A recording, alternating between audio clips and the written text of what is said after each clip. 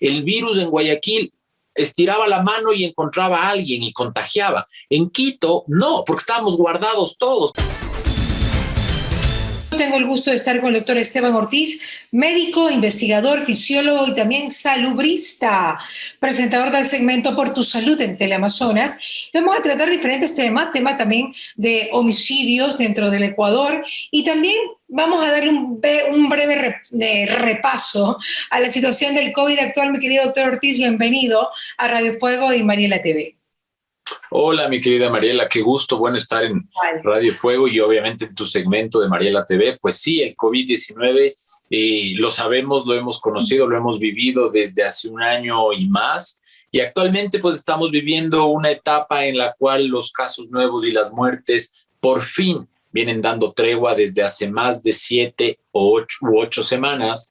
Vemos una disminución marcada en los casos nuevos y en las muertes por COVID, ¿no? Ahora, la vacunación tuvo un papel preponderante en el tema, ¿no? En parar el COVID y parar las hospitalizaciones. Sí, definitivamente la vacunación es el factor fundamental. También hay que entender que la situación epidemiológica del Ecuador era distinta a la de Israel o a la de Chile, el momento de que ellos aumentaron sus tasas de vacunación. Aquí en el Ecuador nos contagiamos mucho más que ellos y eso también se suma a la campaña de vacunación que produce inmunidad híbrida, ¿no? Que es lo que nosotros decimos. Claro. Inmunidad híbrida, no había escuchado ese término. Cuénteme de qué se trata. Bueno, una persona cuando tiene inmunidad natural es cuando, por ejemplo, si te dio varicela cuando eras niña, tu cuerpo genera anticuerpos contra esa enfermedad de forma natural. Eso se llama inmunidad natural. La inmunidad artificial o generada por vacunas es obviamente la que siempre deseamos, que es evitar la varicela a través de la vacuna contra la varicela. Esa es la inmunidad artificial o por vacunas. Y la híbrida es cuando una persona tuvo la enfermedad, pero también se vacuna. Entonces es como que una hiper mega respuesta inmunitaria que nos protege mucho más y que sabemos que con COVID-19 es más efectiva que inclusive vacunas nada más. ¿A usted le pasó eso, doctor? ¿Usted tiene inmunidad híbrida? A mí me pasó eso, sí, la verdad es que sí. Yo estoy vacunado y a mí también me dio COVID el año anterior. Ya, ¿y cómo lo cogió el COVID, doctor? La verdad es que para mí fue relativamente leve, sin embargo, me lo dio en una etapa que no se conocía casi nada. O sea, esto fue mayo del año anterior, entonces todavía no sabíamos si podíamos tomar ibuprofeno. Cuando me salió positivo, pues me despedí de mis guaguas y eso fue horrible porque yo me fui a aislar a otra casa. Entonces, por suerte no hubo nada de complicaciones, unos 5 días de malestar general, dolor de cabeza, dolor muscular, pero por usted suerte... pensaba que no regresaba a su casa, pues, doctor. Usted decía ya... Yo pensé, claro, en ese punto no se uno sabía, piensa ¿no? lo peor, ¿no? Claro. Qué angustia. ¿Podía dormir, doctor? Eso fue lo peor, o sea, porque sí, o sea, definitivamente uno duerme, pero claro, todo pasa tan rápido que uno piensa, y si es que me da COVID grave y ya no les voy a volver a ver a mis hijos nunca más. Entonces, ese es el miedo más grande de saber que estás cerca, pero a la vez no puedes hacer nada, porque en esa época no sabíamos ni siquiera si podíamos yo despedirme de algún familiar. O sea, definitivamente hubo una ideación mucho más grande de lo que era, pues, pero ese es el miedo que vive la gente en los hospitales también, ¿no? Bueno, pero en verdad fueron días terribles, ¿no? Pero yo lo que digo, ¿dónde usted puede detectar dónde lo agarró? Yo sospecho que me dio cuando estuvimos haciendo las pruebas de COVID-19 gratuitamente a través de la gestión de la Universidad de las Américas, junto al Fideicomiso Sumar, y a los agentes del GIR y del GOE les hicimos pruebas. Y pues la verdad es que yo sospecho que fue ahí, porque en algún punto yo no tenía un equipo de protección bien colocado. Ese creo que fue mi error y sospecho que pudo haber sido ahí. Claro. Ahora, ¿nunca creyó usted en la hidroxicloroquina? La verdad es que, a ver, duró 4 minutos desde que apareció la primera noticia que decían que la hidroxicloroquina puede ser beneficiosa, pero nosotros los médicos analizamos la literatura científica, vemos los riesgos y dijimos, esto no es suficiente como para decir que funciona. Y obviamente semanas después pues definitivamente nosotros ya sabíamos que no tenía un efecto como tal. Pero déjame decirte como de forma muy sincera, al inicio de la pandemia, pues cuando escuchamos hidroxicloroquina dijimos, puede ser, Claro. pues entonces lo tuvimos ahí en mente, ¿no? Claro, claro. ¿Por qué usted sospecha que Quito tuvo una curva tan homogénea, por decirlo de alguna manera, tan recta, y Guayaquil tenía estos picos así? ¿Qué pasa? Usted que es un salubrista, usted que es un entendido en el... Yo no sé cómo tan jovencito es salubrista, ¿no? Porque yo los salubristas los calculo ya como de más de 70. Pero bueno, es verdad, esa es la idea que tengo, pues es errónea mi idea, ¿no? Pero preconcebida. Pero pues usted es un gran salubrista y cuénteme por qué razón usted me podría dar esa respuesta. ¿Por qué Quito fue tan estándar, tan recta la línea de contagios y Guayaquil fue así como una montaña rusa? Bueno, definitivamente gracias por lo de joven. A ti te devuelvo el piropo. En realidad creo que has hecho algún pacto con el diablo. Te ves muy joven y jovencita eres. Pero, a ver, la diferencia es muy fácil de explicarla. Primero, dos cosas. Guayaquil y Quito somos dos poblaciones diferentes desde lo cultural. Nosotros hemos estudiado esto y lo publicamos hace poco. En la costa la gente vive afuera. En la sierra el clima te invita a estar adentro y te invita a estar máximo dentro de tus burbujas familiares. Entonces, mira tú, la primera paciente sospechosa en el Ecuador se paseó por Guayaquil visitando 30 familiares, después se fue a Loro, 30 familiares más. Y obviamente, y eso hace que el contagio se haya acelerado de forma brutal. Entonces, ¿qué sucedió? Que el contagio llegó a la costa cuando todavía nadie lo conocía y la gente se reunió, hubo matrimonios, hubo conciertos, hubo partidos de fútbol y eso degeneró. Acuérdate tú que en esa época cada contagiado podía contagiar a 2 o 4 personas cada una y estas 2 a 4 personas a 2 a 4 más. Es decir, en 10 días yo podía tener 45,000 contagios de una sola persona. ¿Qué pasó en Quito? En Quito, pues el contagio no llegó tan rápido y cuando vimos el ejemplo de nuestros hermanos guayaquileños y costeños que morían sin tener ningún tipo de ayuda, porque pues fue una crisis sanitaria brutal, pues nosotros nos guardamos, nos escondimos y obviamente eso hizo que el contagio sea mucho más complicado. O sea, el virus en Guayaquil estiraba la mano y encontraba a alguien y contagiaba. En Quito, no, porque estábamos guardados todos estábamos escondidos. Entonces hubo mucho más tiempo para que el sistema sanitario se prepare, aumentemos las camas, conozcamos más del virus. Pero eso hizo que inclusive en Quito, quienes salgan primero al contagio fueron quienes aguantaron menos el aislamiento, gente de los mercados, gente que lamentablemente siempre es la gente más pobre, ellos se contagiaron primero, ¿no? Entonces fue una dinámica muy interesante el contagio desde lo sociológico también, ¿no? Claro, es que también habría que hacer un análisis. Y esta línea recta que tuvo Quito, que no bajaba y no bajaba y no bajaba, y estaban igual con camas a full en los hospitales, ¿debido a qué, doctor? Bueno, en realidad, y si te fijas en los datos ahora un poco más tarde te los subo a Twitter, los datos de Guayaquil, hubo un pico enorme de muertes en exceso en marzo y abril, donde hubieron en todo el Ecuador 1,200 muertes diarias, cuando normalmente tenemos 200, es decir, hubo una crisis brutal.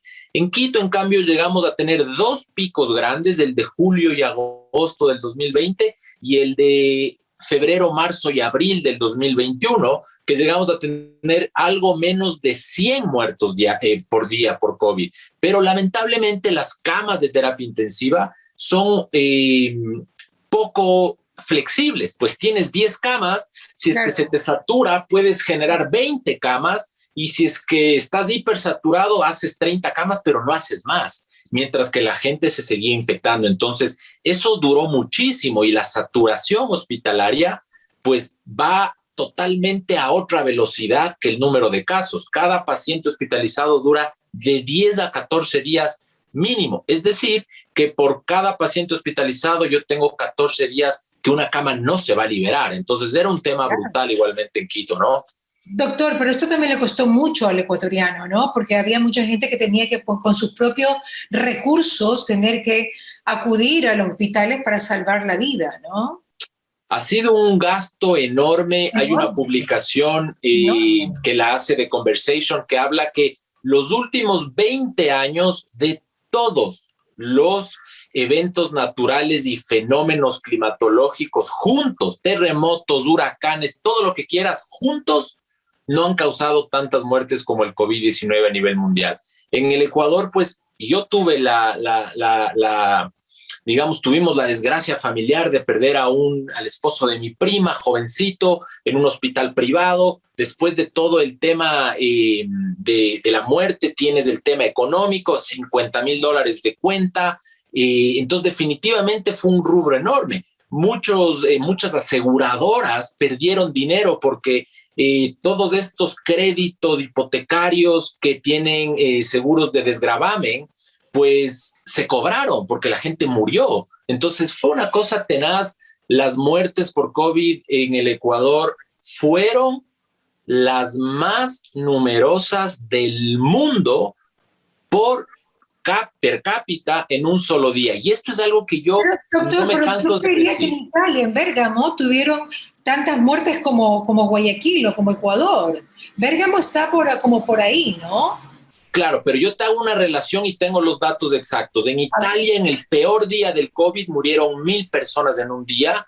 En España murieron 1,060 personas en un día. En los Estados Unidos murieron 5,400 personas en un día. En Brasil, 4,000. En Perú, 600. Y en el Ecuador, 1,200. Si tú haces el análisis por población, 17 millones de ecuatorianos versus 60 millones de españoles, versus 45 millones de italianos, 300 millones de estadounidenses, pues el per cápita de muertes en un solo día en el Ecuador fue 700% mayor que el de los Estados Unidos en un solo día. ¿Qué le pasó a Ecuador? ¿Por qué nos pasó eso? Es la pregunta del millón, ¿no?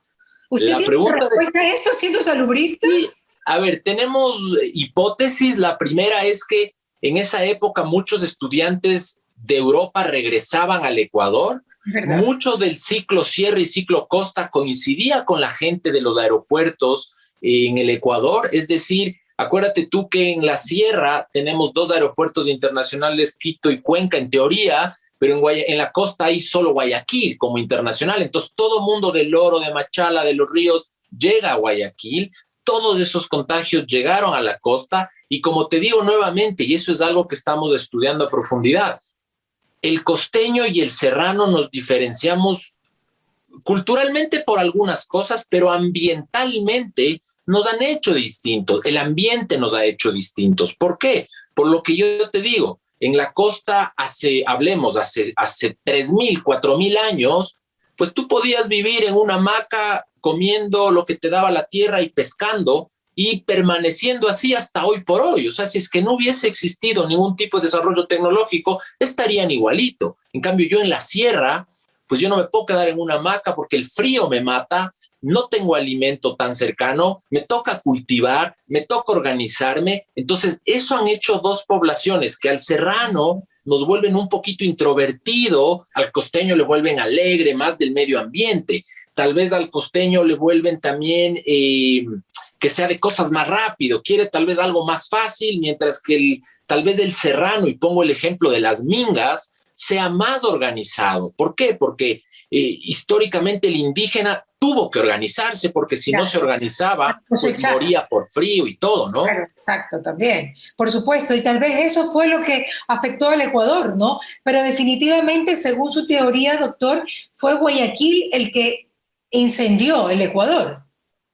Fue el detonante principal, definitivamente, por razones logísticas, aeropuertuarias y culturales. Pero si nosotros nos ponemos a analizar cantón por cantón, hay 221 cantones en el Ecuador, muertos per cápita, Guayaquil no está en el puesto 1 de más muertos per cápita, está en el puesto tal vez 28. Tenemos cantones como Olmedo, tenemos cantones como Pichincha, que hay un cantón que se llama Pichincha también.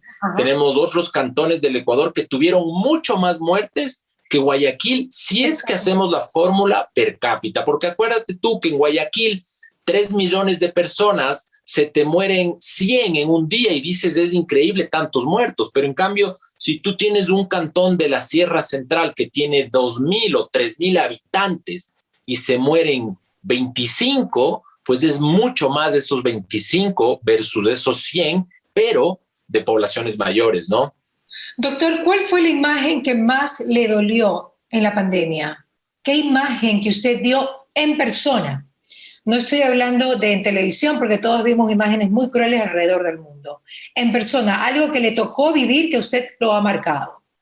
A ver, bueno, tengo dos cosas fundamentales. La primera fue cuando me llamó precisamente mi primo, joven de mi edad, me dijo que tiene COVID. Yo le dije que no le va a pasar nada, que él es una persona joven y que simplemente se quede en la casa. A los 2 días me dijo, me voy a hacer una tomografía por si acaso. Se hizo la tomografía, estaba muy ocupado sus pulmones. Le dije, ándate al hospital, veamos si es que te hacen algún análisis más complejo. No hubo camas, fue un relajo. Empezamos a buscar lugares, pues al día siguiente, cuando él me mandaba los audios con una voz que ya no podía respirar, me decía, por favor, primo, ayúdame, no me quiero morir. Yo le decía, déjame ver dónde te consigo cama. Logramos conseguir cama, pues, y él se hospitalizó. 2 días después, su papá se hospitalizó. 5 días después le intubaron, 6 días después le intubaron a su papá, pues 8 días después murió mi primo y 2 días después murió su papá. Mi prima se quedó viuda con un niñito de 10 y el otro de 12, pues y eso definitivamente fue lo que más me marcó en lo personal. Y la última experiencia también fue igual con una... Doctor, déjeme interrumpirle un rato. ¿Por qué Claro. usted cree que una persona tan joven como su primo político, murió? ¿Por qué se incendió? Aquí la respuesta todavía no se conoce al 100%, pero tiene muchísimo que ver la respuesta inmunitaria propia de cada uno. Lo mismo que sucede con una picadura de abeja. La abeja me puede picar a mí y no me pasa absolutamente nada, se me hincha el dedo, pero hay personas que con una picadura de abeja mueren a los 5 minutos. Es la respuesta inflamatoria aguda. Entonces, Pero la línea genética de él, son alérgicos claro, a este veneno de la abeja. Pero aquí también que había tipos de alergias que podían afectar a un joven y morirse. No hubo la respuesta. A ver, acordémonos que el virus no mata. Lo que mata es la respuesta inflamatoria del cuerpo. Exacto. Entonces, te pongo un ejemplo que no tiene nada que ver, pero es muy fácil de explicar. Imagínate tú que tienes, mañana tenemos una guerra civil y yo tengo una persona con una pistola que se dispara con otra persona que tiene otra pistola. Son dos personas, pero yo como militar boto 28 bombas nucleares y destruyo toda la ciudad. O sea, esa respuesta al problema fue lo que generalmente le causó la muerte a estas dos personas. Y fue tan obvio que la suegra de mi prima, de casi 80 años, tuvo COVID asintomática. Mi prima tuvo COVID asintomática, pero en cambio, papá e hijo, los dos murieron. ¿Por qué? Por una respuesta inflamatoria mediada por los genes que hicieron que sus pulmones se vuelvan básicamente una sola fibrosis en respuesta a esto, ¿no? Qué cosas. Hemos visto esta forma de reaccionar el cuerpo que nunca antes habíamos conocido de ella, ¿no? Esto es totalmente nuevo. Es una cosa, claro, a ver, seguramente hemos tenido MERS y el SARS que nos dijo hace 10 años o 20 años que esto podía pasar, pero definitivamente nunca le pusimos la atención. Y claro, hoy se han visto las diferencias que se ven. Deportistas que tienen mucho menos probabilidades de morir, algunos han muerto, y señores o señoras de 95 años, pues se quedaron en su casa sin ninguna complicación. La novedad del COVID es que es una ruleta rusa. Esa es la novedad, creo que no lo habíamos visto en ningún otro virus ni ninguna otra bacteria, no hay duda. Así que yo creo que va por ahí la cosa. Ya para finalizar, doctor, cuénteme el otro caso que usted dice que lo impactó muchísimo, aparte del de su primo, que lo siento muchísimo, ¿no? Claro, me impactó mucho, por ejemplo, un buen amigo mío y su madre tuvo COVID. Su madre fue mi paciente, yo le ayudé en la casa, le dije, no, ¿sabes qué? No se va a complicar. A la final se complicó, le buscamos cama en el hospital y bueno, me impactó porque estuvimos 25 días luchando día y noche, tratando de conseguirle una cama, no consiguió cama, la señora con todas estas máscaras externas no le intubaron por suerte, pero a la final ella salió. ¿Pero qué fue lo que me impactó? Me impactó ver que todos los días, mientras esta señora aguantaba con condiciones básicamente infrahumanas, sentada con una mascarilla, gente moría todos los días al lado de ella y ella tenía que experimentar la muerte de las personas. Entonces me llamó la atención el hecho de que como política pública no pudimos hacer más por esas personas que pudieron recibir atención médica y a la final no pudieron recibirla porque no hubo la cama ni las capacidades instaladas para atenderlos, ¿no? Pero si no había oxígeno, no había oxígeno en el mundo, doctor. O sea, era complicado y tengo entendido que habían ciertos momentos en el COVID en que había que, pues, aplicarles más oxígeno. O sea, que no era suficiente con lo que ya tenía, que había que aumentar la cantidad de oxígeno y pues eso tampoco tenía la capacidad de tener esos tanques que tuvieran esa facultad, ¿no? Sí, definitivamente. A ver, fue una crisis que afectó a todos los países, pero definitivamente hubo países, a ver, Colombia nunca se saturó al 100%, Chile tampoco, Ecuador sí, Ecuador nos saturamos al 500%, entonces no culpo a nadie, simplemente es una reflexión desde la salud pública, cuando tú hoy valoras a la salud pública, porque hace 2 años nadie le paraba bola. Entonces, hoy sabemos que a mí me decían a manera peyorativa, me dicen, es que tú eres médico de escritorio, tú ya no ves pacientes. Yo le digo, yo veo pacientes de vez en cuando, pero cuando tú ves un paciente de COVID, tú salvas a una persona a la vez. Pero cuando tú haces buena política pública, tú puedes salvar 1,000 diarios. ¿Por qué? Porque la política pública salva a todas las personas. Es maravilloso. ¿No? Ser salubrista es maravilloso, ¿no? Por eso usted está así de joven, doctor, porque hemos hecho pacto con Dios, no con el diablo. Perfecto, eso es verdad, gracias. Eso es lo bueno y lo apropiado. Doctor, le juro que esta sí es la última pregunta porque me da mucha curiosidad. Hubo muchos casos de gente que moría supuestamente del corazón. De hecho, yo tengo el caso de una prima mía que se fue a Quito, que la pandemia la cogió en Quito porque tiene sus hermanas allá, y que un día murió del corazón. Ella era diabética, obvio, pero la gente nunca la detectó como que haya sido COVID, nadie sabe. Pero se vieron esos casos muy seguidos, ¿no? Murió del corazón, murió del corazón, murió del corazón. ¿Será que todos esos pacientes en verdad murieron de COVID? A ver, murieron debido o sea, el COVID complicó su corazón. Yo he tenido también varios pacientes que a los 85 no años... detectados con COVID, ojo. No, lo que pasa es que, a ver, es que aquí es muy fácil de explicar. Tienes un corazón y un pulmón que viven en sincronía, y si tú eres una persona que tu corazón no funciona al 60%, pero estás en tu casita, haces actividades leves, ese corazón suple el oxígeno y vives tranquilamente. Viene el COVID y el pulmón se te daña y el pulmón ya no te da el oxígeno que tu cuerpo necesita. Entonces, esa persona sale del COVID, piensa que al mes está normal y se quiere ir a la tienda a comprar algo, y ese hecho de que vaya a la tienda es suficiente como para generar hipoxia, es decir, baja de oxigenación. Su corazón late más rápido para tratar de compensar, no lo logra y le da un infarto. Por eso mucha gente murió en las calles también. La gente moría por infarto porque el corazón ya no suple las necesidades de esos pulmones que ya no dan oxígeno como quisiéramos, ¿no?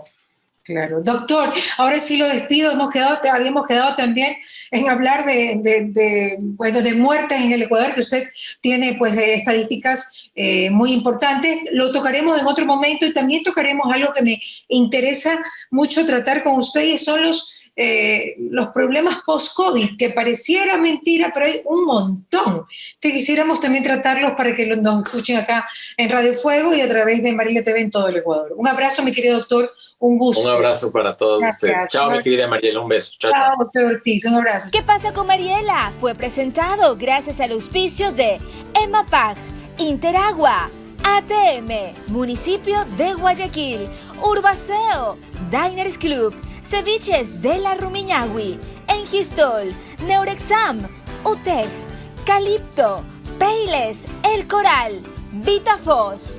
Cuando nos volvamos a encontrar.